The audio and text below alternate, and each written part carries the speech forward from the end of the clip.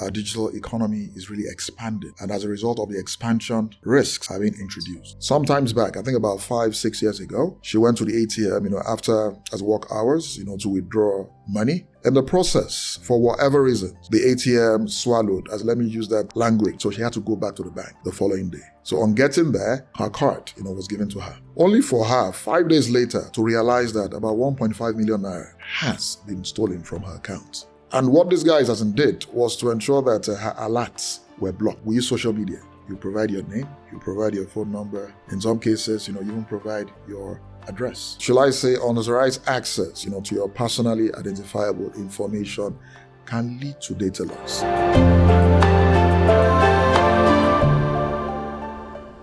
Today, I am honored to introduce our distinguished guest, Dr. Ayodele Bakare.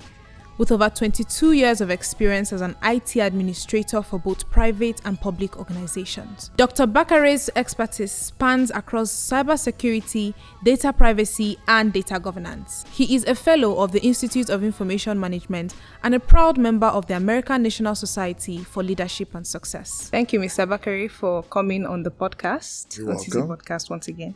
So the first question has to do with the data privacy space in Nigeria. So we know that data privacy in Nigeria, or regulations on data privacy in Nigeria, spans across years, from the Data Privacy Act of 2023 to the Act on Telephone Subscribers in 2011. So I wanted to get your purview of it. What do you see happening in data privacy space in Nigeria? What does data privacy mean?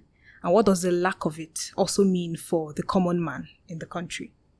Okay, so thank you very much, for that question. And that's a very, very beautiful question. I think I'll start with the definition of data privacy. Okay. So data privacy refers, to the rights and also practices that ensure that individuals can control their data.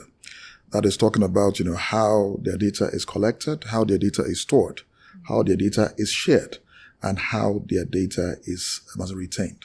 So it's very important that data subjects, in this context, the owners of the data, know their data rights. It's very important. And also to put in the necessary measures or controls to protect those data. So the same thing too applies to organizations that collect data. They need to realize that the data subjects actually have the right to provide consent for the data to be used. They also need to ensure that necessary measures are put into place to protect the data, to ensure that it does not fall into the hands of unauthorized persons. They also need to ensure that there's a retention period. Data cannot be kept perpetually. There has to be a retention period, for which they can keep and ensure that the data is deleted. The data subject also has a right, to request that their data is removed, from organizations, platforms, or databases. So, those are, what you expect as when it comes to the responsibility of individuals and also the responsibility of organizations. So sorry? Yes. When you say data subjects, yes, what do you mean in that context? Okay, yes. Data subjects refers to Nigerians that own personal data, or technically personally identifiable information or personally identifiable data. All right. Yes. So you can go. So I can continue. Okay, yes. Great. So like I was trying to say, when it comes to the issue of data privacy in Nigeria, like you mentioned, there had been so many frameworks. And, before I even go into that, I think it's very important to note that data privacy protection is a subset of cybersecurity and also information security. So why did I bring this up? The reason is very simple. Existing cybersecurity, information security national frameworks also support data privacy and data protection. And like you rightly mentioned, the very first, or don't let me use that word first, the first prominent data protection law that we had in Nigeria is the Nigerian Data Protection Regulation. But before then, data privacy has been addressed even in the Constitution of 1999, specifically Section 37, that talks about issues regarding data privacy. It's just that it wasn't that prominent as the Nigerian Data Protection Regulation made it. Okay? So the Nigerian Data Protection Regulation was issued specifically 25th of January 2019 by the National Information Technology Development Agency. And the sole purpose is to ensure that data subjects, data are protected and also their privacy are protected. And the beautiful thing with the NDPR is that it now evolved into creating an autonomous government parastatal, called the Nigerian Data Protection Bureau, of course, courtesy NITDA. I think that happened 2021 to 2022. And it didn't just stop there. Okay. At some point, this bureau sent the National Data Protection Bill to the National Assembly, for passage. And that was what led to the signing of the National Data Protection Act, by the current president in 2023. And that is what also gave birth to the Nigerian Data Protection Commission. So can you see the evolution from the NDPR, the subsidiary regulation, to the bureau, to the bill, to the act, and now to the commission?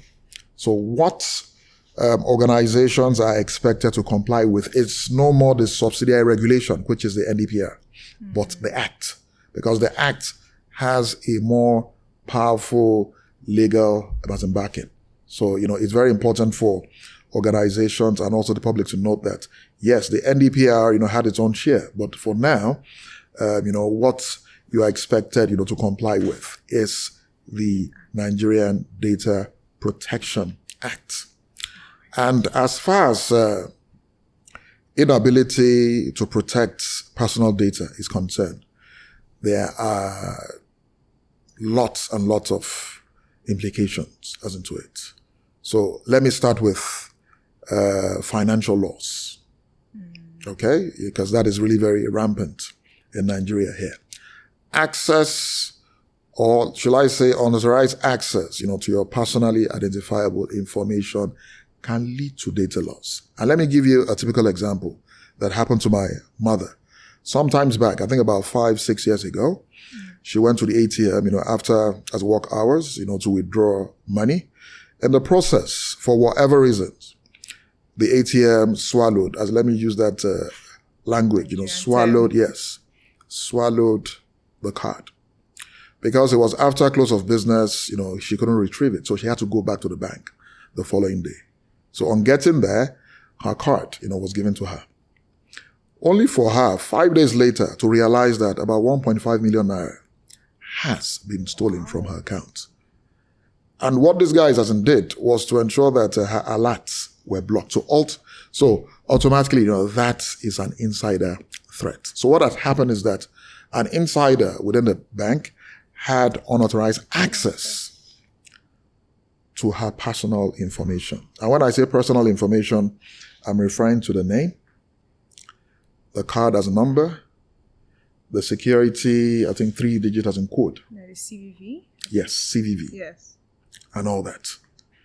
And that is how the insider or threat actor was able to use that information to cause my mother financial loss. And my mother's example is just one out of millions of Nigerians that have been victims, to this kind of, attacks. Yeah. So I think it's very important that we should look at it from that as a perspective. Many people have lost their money as a result of their personal data, not being properly protected. So in my mother's case now, the bank failed to put in the right measures or control against insider threats. Okay? And the bank was lucky because this incident happened even before the Nigerian Data Protection Regulation was issued. Otherwise, the bank would have been sanctioned. That is one. Then number 2, identity theft. Okay. And a classical example, and I'm sure that either, many of us have either experienced it, personally, or know somebody that's experienced it, is the issue of, having your WhatsApp as in hacked or Facebook as in hacked. Social media accounts. So at that moment, your personally identifiable data or information. In this case, your accounts. If it has been hacked, then it can be used to lure contacts, within your, as a WhatsApp, as in, for example, to solicit, for financial aid and all that. So in that case now, the hacker has stolen your identity and the hacker is presenting him or herself, as the original owner of, the account. Then also, in the area of unsolicited communication, you agree with me that far before the issuance of the Nigerian Data Protection Regulation, lots of Nigerians, receive lots of unsolicited advertisement texts from as telcos. Okay? And they've been making all sorts of unwarranted commercial gains as Nigerians. So the reason why they're able to do that is because they have our personal as data. And they've not sought our consent before commercializing those personal information. But if you notice that that incident has drastically reduced as in now, because all the telecoms now, they are registered as data controllers and data processors. And they also know the implication of abusing, the personal data of as a Nigerian. As such, they've been able to ensure that they don't abuse as in such again. All right. So you mentioned the fact that the bank, in the case of your mother's incident, was able to, maneuver out of this because the Nigerian Data Protection Act was not yet in place. So that feeds into the next question we're going to ask. Right. What is the Nigerian Protection Act? You said it has moved from regulation and is now an act, and is now the act that is enforced, that people have to, obey or work with. So what is this act, and how well do you think it's being enforced in Nigeria currently? Yes. Like I mentioned, the NDPR, that is the Nigerian Data Protection Regulation, evolved into an act. So the difference between an act and a subsidiary regulation is that the subsidiary regulation depends on a superior act. So the NDPR is a subsidiary regulation under the National Information Technology Development Agency Act. So which grants the organization to also issue subsidiary regulation standards and the likes. But the problem with that is that it doesn't really have a very powerful legal as a backing. For example, when issues of prosecution or violators or core, it's always very difficult to prosecute. But with the Act now, because the Act has been passed, by the National Assembly. So as such, it provides it more power, especially when it comes to prosecution of organizations that have violated the Act. In terms of its effectiveness, I will say, from my experience, I think the National Data Protection Commission has really done a lot when it comes to enforcing it, because it's one thing for you to have, national frameworks, issued out. It's another thing for it to be very, very, very effective. So I think they have done very well. And why am I saying this? The very first step in ensuring that a national framework is effective is to create awareness and sensitization. In fact, that is a first control for you to even protect your personal data, because you need to be aware that your personal data is very sensitive. You also need to be aware of the measures you can put into place, to protect such data. So that is the first step. And I think they've really done very well in that as regards. And according to them, they've implemented more than 10,000 programs on awareness, sensitization, and training. And I can assure you that if you multiply the participants in each of those programs, you will have been able to, calculate more than millions of Nigerians that have benefited, from awareness and also sensitization. Another thing that I think that they've also done is the registration of data controllers and also data processors. Like in the case of the MTN telecom guys you mentioned earlier. So any organization that handles large amounts of personal data belonging to Nigerians must be registered. So the difference between a controller and a processor is that the controller is the organization that collects that data to provide service. A data controller can also be a data processor, but in some cases, a controller may decide to outsource the processing to another third-party organization. So it's either you are a data controller and also a data processor, or you remain a data controller while you have a separate data processor.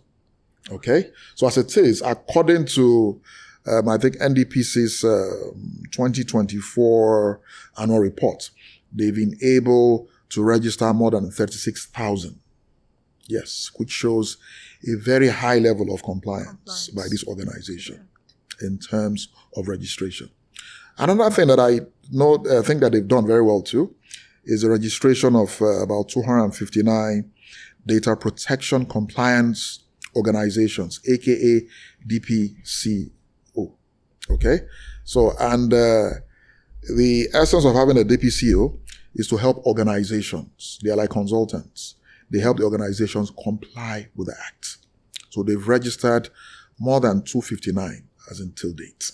And as a result of that, they've been able to create a data protection industry worth about 12 billion naira as of 2024. Okay? And at the same time, in terms of revenues generated from, penalties, according to NDPC, they've been able to receive more than 1.5 billion naira as of 2024. Okay? Yeah. And as I also mentioned earlier, we are feeling the effects. I mentioned the case of telcos unsolicited texts. It has reduced drastically. Okay?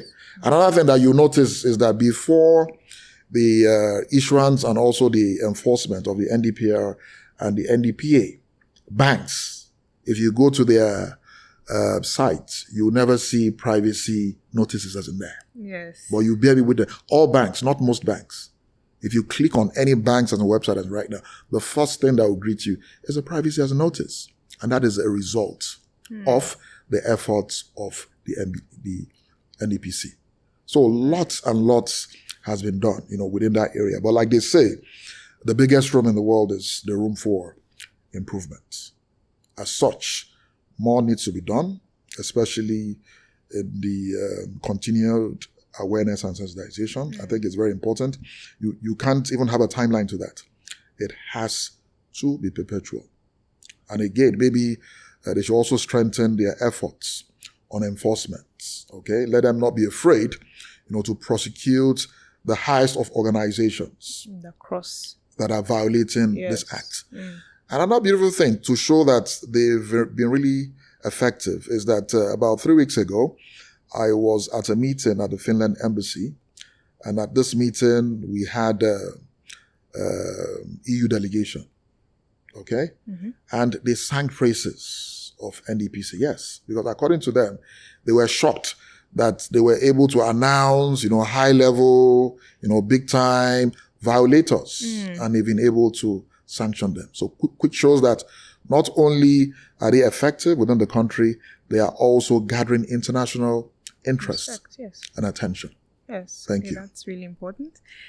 So the next thing, you mentioned the telecommunication companies that have now, reduced the level to which they send out unwanted advertisements to, and then banks that now have privacy notices in their websites. Yes. So another question I wanted to ask is, what do you think are the major challenges these organizations may face in terms of complying with the Act? Okay. Well, while I don't work with any of these agencies or organizations, but I can tell you that from experience, the very first issue that they will have is manpower. And when I say manpower, I'm referring to the expertise, required in ensuring compliance. Okay? And I can also relate this, with different statistics, you have in the public domain, as far as the cybersecurity, the number of cybersecurity experts we have in Nigeria. So depending on your source of information, some will tell you 5,000. Some will tell you 8,300. Some will tell you 10,000. But even the highest of numbers still shows that there is serious paucity in the number of cyber security and data protection experts as compared to a population of over 230 million. In fact, Africa has about 20,000, and well, within that context, you can still say Nigeria is trying. But if you look at it realistically, there's still paucity, of experts in that area. That is number one. Then funding. Funding, yes, funding is very, very important, either at the strategic level or at the operational level. About a month ago, I was in a cybersecurity meeting that was organized by the essay to the President on ICT and innovation development. And in this meeting, we had CEOs of fintechs there. And when the same question was asked, the response I gave was exactly the response they gave, that their biggest challenge when it comes to ensuring cybersecurity and data privacy is the amount of money that is being spent on the infrastructure, because the infrastructure, they do not come cheap, as in at all. So it's really very expensive, getting it as done.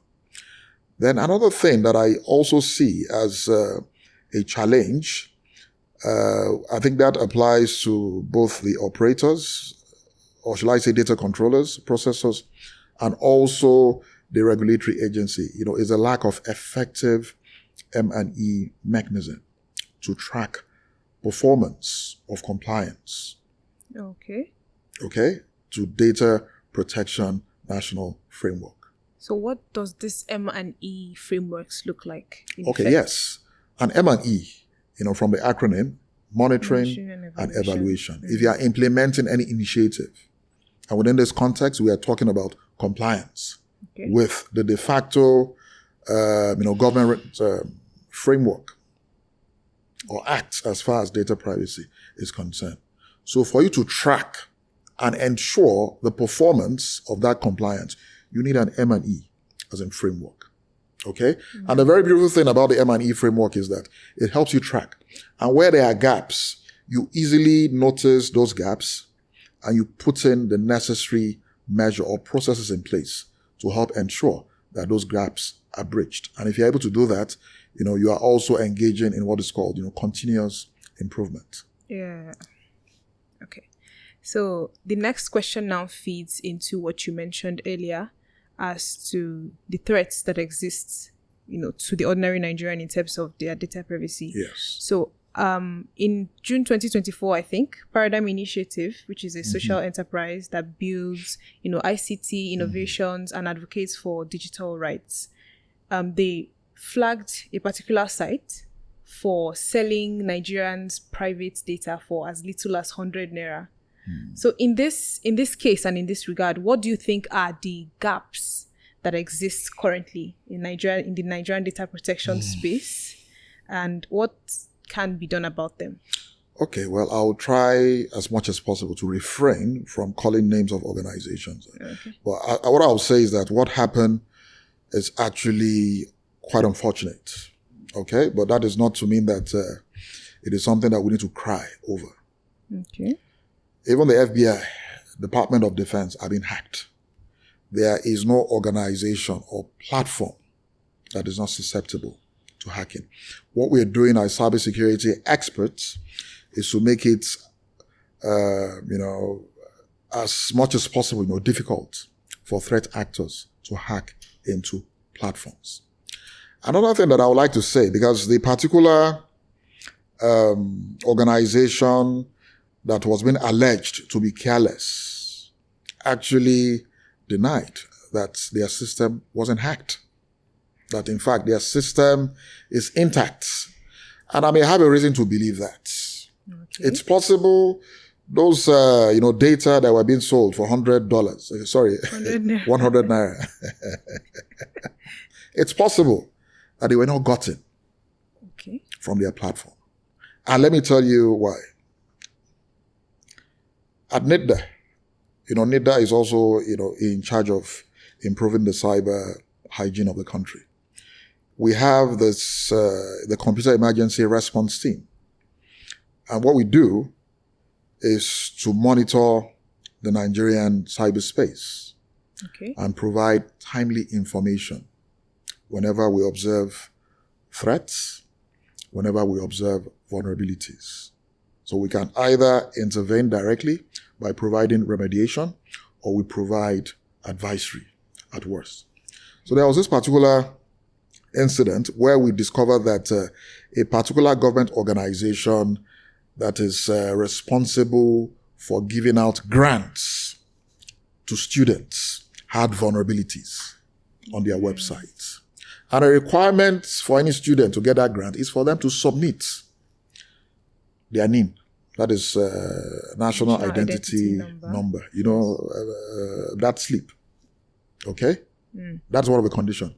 So there was a vulnerability we saw, and the vulnerability exposed thousands of those applicants of Nigerian youths NIN information. So it's possible a hacker can just take advantage of that vulnerability and, pick those information as in there. Okay?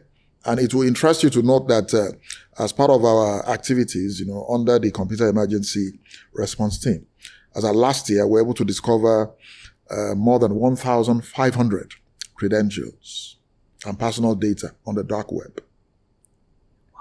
Just dumped there for anybody. I'm even surprised that... Data of Nigerians? Yes. Oh, how? Data of Nigerians, login credentials, maybe to your email, to your, applications and all that. So you see them dumped there for free. I don't suspected that even the entities that are selling the data for 100 naira, it's possible they're just fetching it there for free because it's there for free. Because it's just dumped as in there.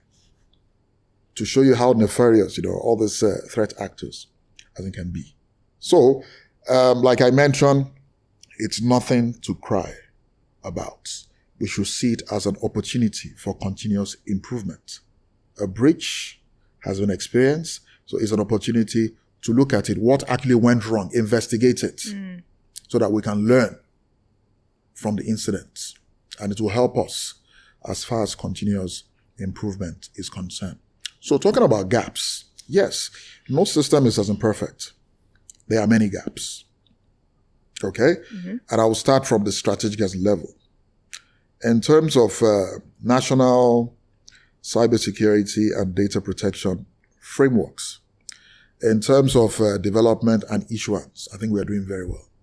Okay. If you look at the National Cybersecurity Index and the Global Cybersecurity Index, I think Nigeria scored 37, or we ranked rather 37th on the National Cybersecurity Index, and we ranked, 81 on the Global Cybersecurity Index. But that is not the point. Okay. The point is this. If you look at the criteria set for the ranking, under the criterion that has to do with cybersecurity policy, guess what? We scored 100%. That's impressive. 100%. That is what we scored, which shows that we have more than enough national framework as far as cybersecurity, data protection is concerned. But guess what? We scored very low in terms of implementation. Enforcement. Kind of like the Nigerian problem. And for me, even without looking at, those as a ranking, I can tell you from experience that is where we have a huge gap. So we need to improve our ability to enforce these existing frameworks, because these are very good frameworks. They're everywhere. So, and how do you even enforce? Number one thing, you socialize it. You create awareness. Majority of Nigerians don't even know about, all this, as in frameworks. You take it to the grassroots level. You can even involve social media influencers. Let the government, make this framework more relatable to an average as a Nigerian, to a layman. That is how you achieve effectiveness. Because data protection has to do with a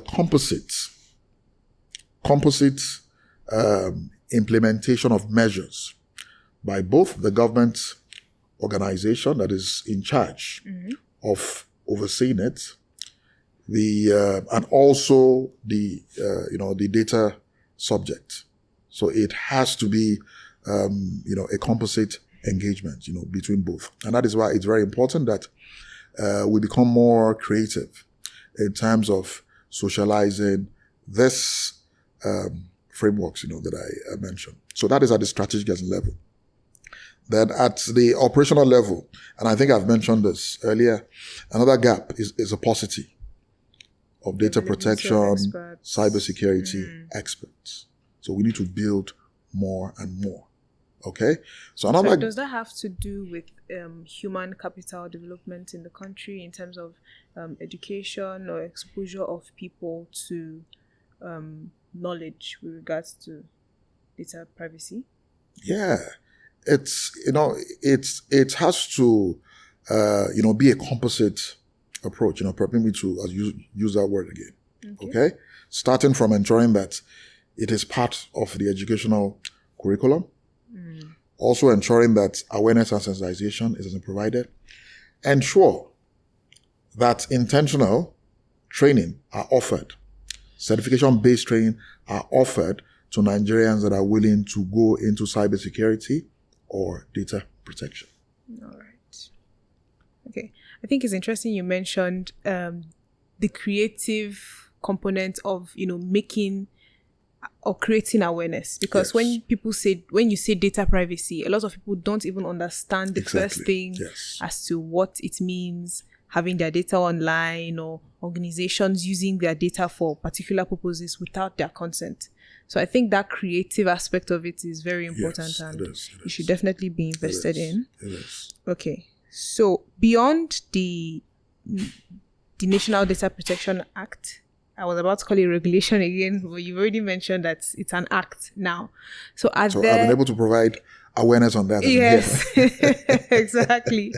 So you already also mentioned that Nigeria scores 100 in terms of policies, but I wanted to ask, from your point of view, are there any extra regulations or policies, frameworks that you think should be in place to further push the data privacy agenda or data governance agenda in Nigeria? So what this means is in terms of specific, sectors like finance, education, healthcare, should there be a kind of niched down approach to data privacy in these sectors, and what do you recommend?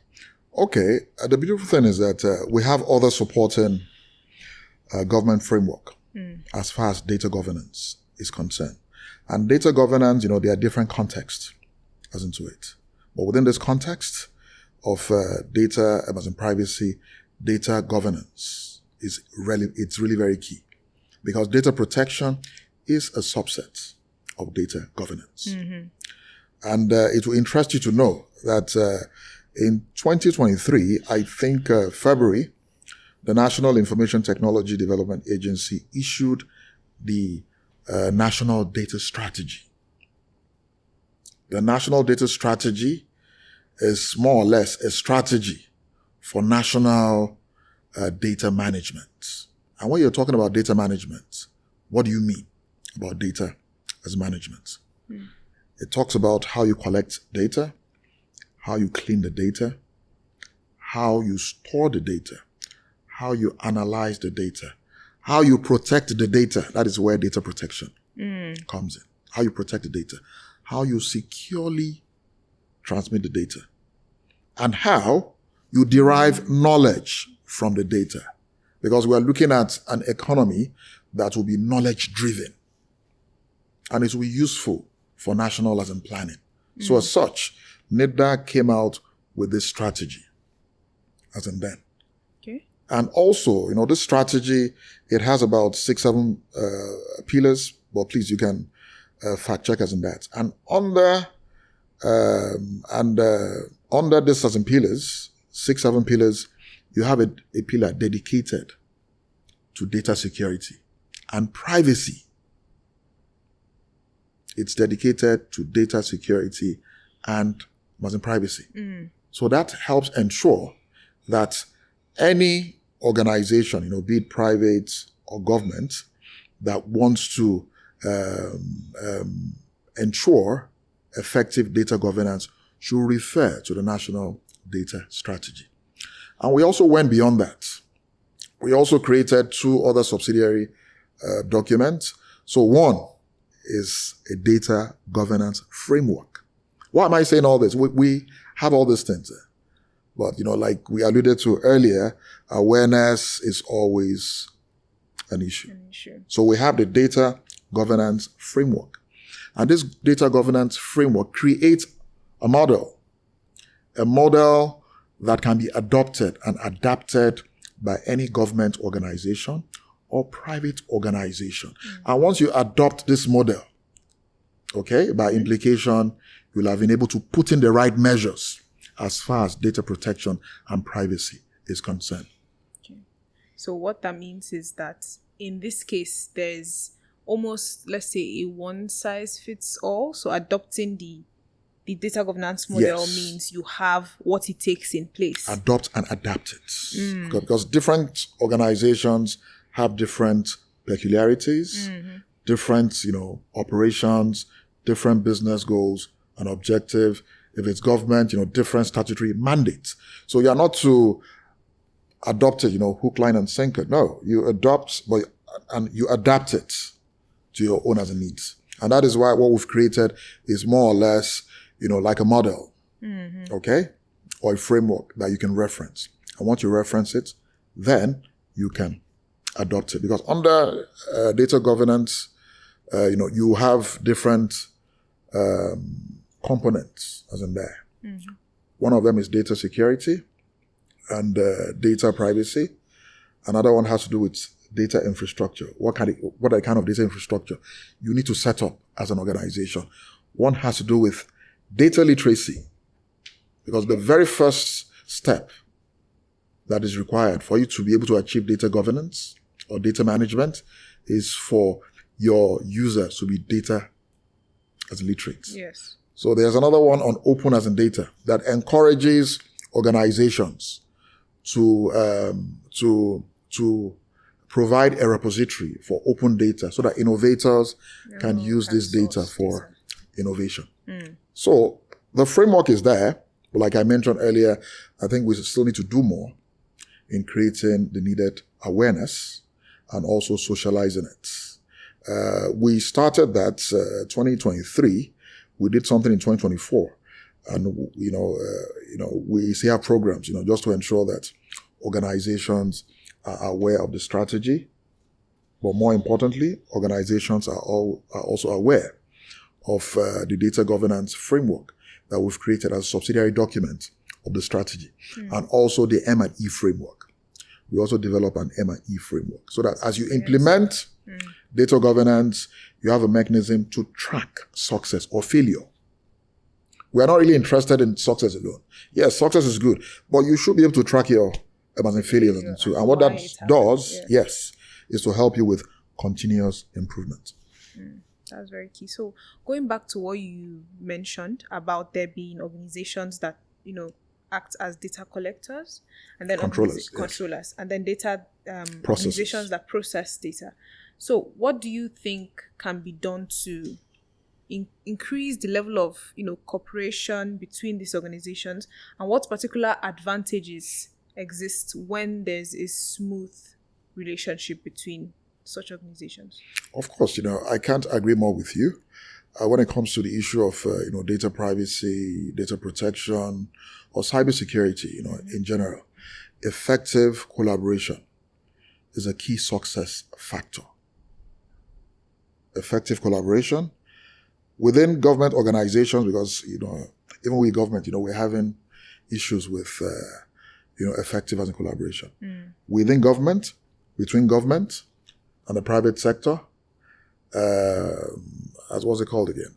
Academia, civil society, because you need civil society for accountability, and also the international community. Because issue of data privacy, protection, cybersecurity is borderless.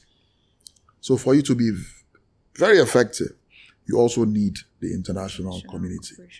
And that is why NITDA and also NDPC, I think both organizations are big on that, on international collaboration. As of last week, we had very fruitful engagement with the Nigerian, UK, inward cybersecurity trade mission.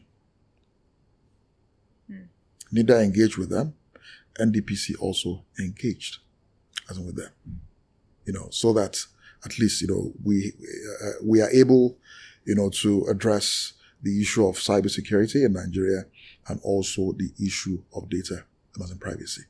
So let me now link that, to your question. Controllers and processors. I think it's a given. Okay.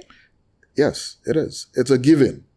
If you have outsourced the processing aspect to a third-party company, in fact, in the Act, it states there that you should ensure that there's a contractual agreement between you, and the data controller, and the processor.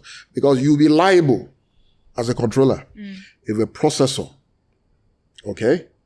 does not comply or breaches the Nigerian Data Protection Act. So the processor will not be held liable. Rather, it is you. And that's why I say it's a given. Except you chose to be both data controller and processor, which is obtainable everywhere. So it's a given. You don't need any special or intentional efforts, to ensure that collaboration. It's a given because you can't even work, if that's, collaboration is not there. Okay. That's interesting. So the next question feeds into Nigeria's needs as our digital economy expands. Yes. With the growth of internet usage, with the growth of, people that are actively using the internet. So what are the pressing ethical concerns that are regarding data privacy in Nigeria? And then how can businesses strike the balance between leveraging data for innovation and ensuring that the user's rights are protected? Okay, so that's another very good question. On the first part of the question, you're actually very right. Our digital economy is really expanding. And as a result of the expansion, risks are being introduced. Risks that, can improve susceptibility to data privacy breaches. So I think at the top of my mind, the very first one that I can think of is cross-border data flows. Okay? And let me explain this. Majority of Nigerians, with you inclusive, we use we use social media. Okay? Yeah. I will provide personal data. Information. You provide your name. You provide your phone number. In some cases, you even provide your address in the form of location. Mm-hmm. Have you asked, as in yourself, how this data are being used? No. Have you asked if these organizations, Facebook, WhatsApp, TikTok, Instagram, we give them our information freely, thinking that they are providing us with free service. But guess what? The currency of payment is your data. So have we asked ourselves, how this data are being used? Have we asked ourselves if they are really complying with Nigerian extant acts and regulations as far as data protection is concerned? Okay. So, and I can tell you that majority of this foreign social media, platform owners do not even comply. Of course, Nigerian Data Protection Commission, should be able to, give a better insight into this. But from my experience, I doubt it. And it's even something that you can verify. You go to their website, there is a repository for data controllers and processors. So you can check. You can put there Facebook. In fact, anybody here can quickly verify that. Facebook is there. Instagram is there. TikTok is there. So for me, I think that's a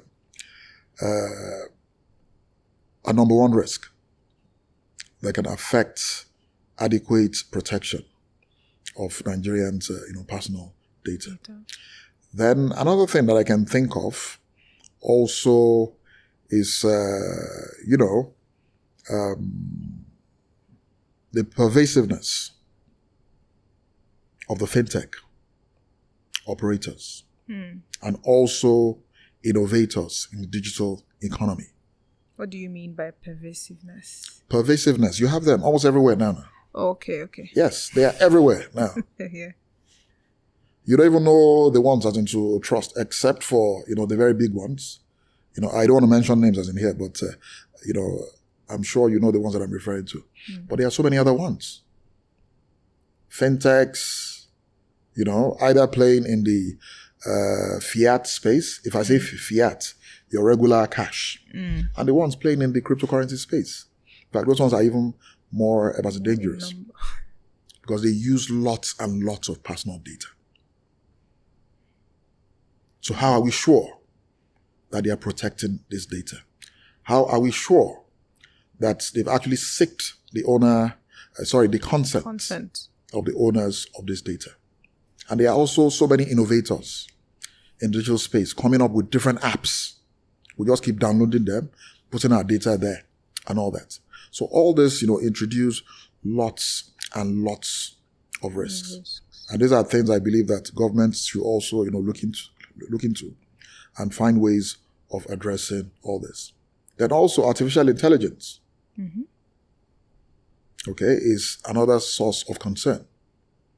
Because artificial intelligence, introduces bias as when it comes to, using personal data and also, processing them. So these are areas. And that is why for me, I think most, if not all of our frameworks, on cybersecurity should be reviewed. Should be rebaselined. In what sense? Is it to kind of take in the effect artificial intelligence or the role artificial intelligence plays in creating risks, or based on all of what you just said? Based on all I just said as well. Okay. Yes. So we need to rebase. We need to do a rebasement of the initial baseline information that created the existing cybersecurity and data protection frameworks. Okay. Because AI is a very prominent as in threat, as when it comes to protection of personal data. Because as we all know, AI relies on large data sets, big data that contains lots and lots of personal as in data. So the government also needs to look at this. Then to now funnel that into your second question, which has to do with measures to actually address this. So I think at the top of our mind, we need to strengthen the current frameworks. Because when it comes to addressing any national issue, the very first point is for you to ensure that your frameworks are effectively enforced.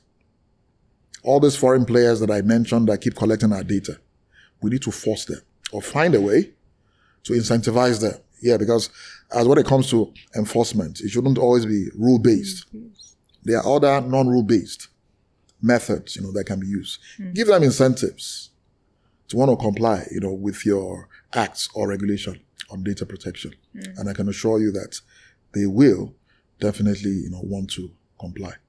So I think that is very important.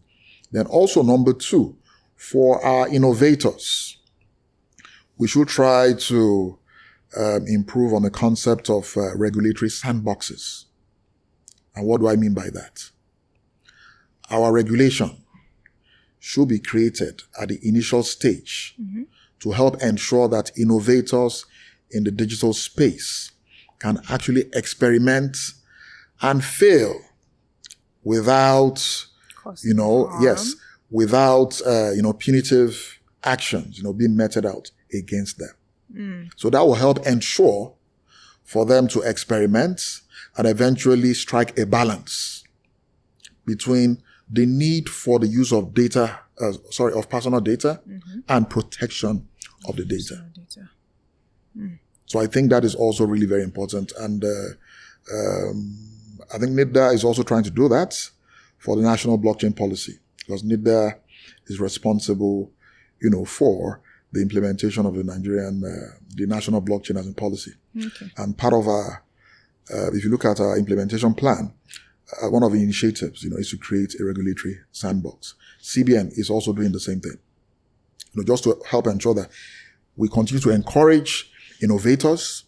They can experiment, they can fail, they can even violate So, They are in frameworks, but without the fear of repercussions. So do these regulatory sandboxes, like you mentioned, do they also ensure that, when these organizations fail, the, should I say, the effects are not directly felt by the people or the people they collected the data from? Exactly. Okay. That is the whole intention. All right. Of having a regulatory, sandboxes. Another thing is to also promote privacy by design.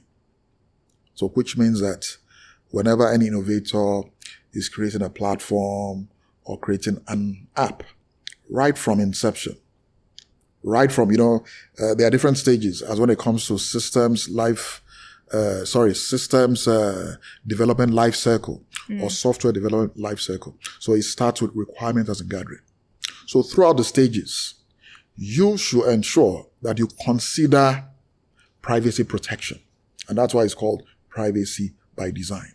Okay. So by doing such, it helps you early in your development to balance between innovation and also protecting personal data. Okay. That's really interesting. Thank you so much for that. I have one personal question, from what you've just spoken about. Okay. So you mentioned the fact that Instagram, all of these big social media apps or organizations collect personal data. Yes, and that is the currency with which they use to provide the services. So I want to ask, to what extent actually do they use that data? What direct benefit comes to them as a result of them having the personal data? Let me start by saying that we are in what is called the data economy. Okay. Aside from the attention economy, we have attention economy. Everybody wants to be noticed on the social media and all that. Yes. But as a result of the attention economy, we're also playing in what? The data economy. And data can serve as huge currency for all these platforms in many ways. And the very obvious one is targeted advertisements. So the light bulb has lit now. Yes. That is the first way, targeted advertisements. Have you ever wondered why, maybe while checking a particular product, you now move to another platform, you see that same product being advertised as unto you. So they do it in such a way that the advertisement becomes very consistent until you subconsciously purchase either the service or the product. In most cases, usually service. You see them, come very cheap, $10, $5. But by the time you aggregate all what you've spent in a year, you may have spent close to $2,000. It somehow also even feels like the phones are listening to you speak. Yes. The moment you speak about something, you open your phone, you're seeing an advertisement of what exactly you're speaking about. So that is one area. So let me now go dark. Okay?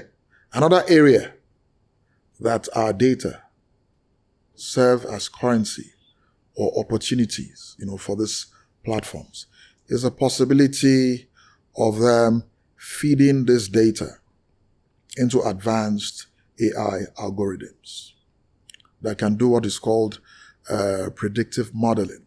And let me give you an example. If the AI predicts that Nigeria, based on this data, of course, not only personal data, this time, but other kinds of data. If the AI predicts that in the next 5-10 years, Nigeria will be a superpower, as what do you think, for example, the country that hosts that platform will do? They will take away all the components, within that equation as an ensure that Nigeria does not become a superpower. So in essence, they can use data to profile a country and also profile individuals. With your data, they can predict your behavior as a human being. And that is risky. It's risky because you've lost a particular level of independence. Yes. Your free will may have been taken as in from you. And that is why, it's really very important that, there's effective, all hands should be on deck just to ensure that we identify these risks and as much as possible address it. Okay. Thank you very much, Mr. Bakare. That was a very insightful session. I had many light bulb sessions, many light bulb moments as a result of listening to you speak. Yeah, you're welcome. Thank you very much for coming on the CC Podcast once again. So that is all of the questions. Oh, okay. Thank you very much for joining us on this episode of the CC Podcast. We truly appreciate you for listening in and hope you found the conversations as enlightening as we did. Make sure to like, subscribe, and share. See you next time.